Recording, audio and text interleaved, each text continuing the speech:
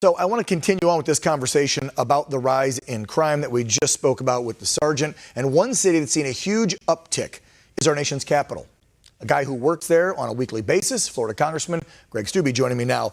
Congressman, just heard today, big press conference with the chief of police in D.C. He was steaming mad about the rise in crime there. You got a city council that's throwing cops under the bus. They're not giving them the resources. You're there every week. It's a madhouse. Yeah, there was just a shooting outside the stadium during a Nats game in an area that's not really known as a bad area of town. And if you read what the police union stated after that shooting, was basically like their hands are tied. You've defunded our police department by $15 million.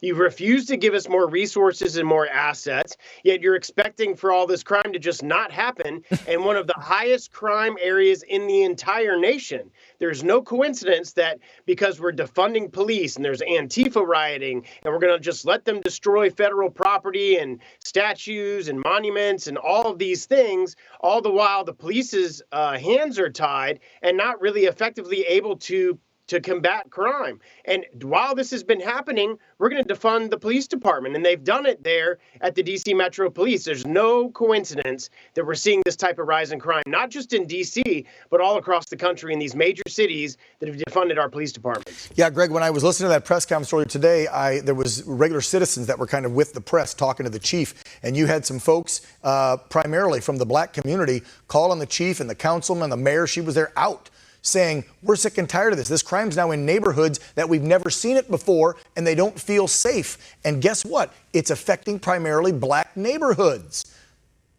Yeah, absolutely. That's how that happens in low-income areas where there's a high propensity of crime. And those individuals are now fleeing those big cities, Chicago, Illinois, Michigan, all these big cities that have defunded their police departments, and they're coming to states like Florida. You know why? Because their kids in low-income communities can go to school choice and choose where their kids go to school. And we don't have crime like you're seeing all across the country. And it's because we haven't defunded our police departments here. We believe in supporting our law enforcement agencies, and we believe in giving them the resources they need to do to fight crime. The other thing that you're seeing happening is all these illegal immigrants coming across the border, terrorists coming across the border, all these gang members coming across the border, being shipped out by the Biden administration to all these cities.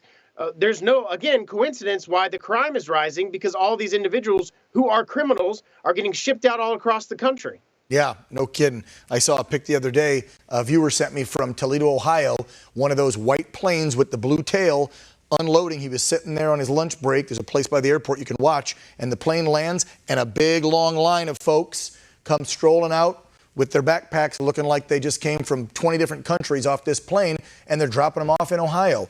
Before we run out of time, Congressman, I got to pivot because you were just talking about immigration. And let's talk about Cuba, the protests, Florida. That's always been the place where Cuban refugees go. But you don't hear the Biden administration, the media, everybody is not portraying what's happening in Cuba as what's really happening. You're there on the ground. You've got friends, I'm sure, that were refugees and folks that ran away from that communist country. Talk to me just briefly about Cuba, what's happening there, and how is Florida trying to help out and be a voice for Cuba and Cuban Americans? Yeah, the United States government needs to stand with the Cuban people and against the communist Castro regime. You do not see that happening from the Biden administration. We absolutely need to do that. We absolutely need to stand with the Cuban people. And there is a reason why the Cubans in Florida do not support socialism and do not support communism. And it's because they came from a country that does that, and they see the atrocities that have happened in that country. We need to stand for freedom, and we need to stand for liberty and support the people of Cuba. Representing Florida's 17th Congressional District, Congressman Greg Steube. Have a good weekend. You take care of yourself.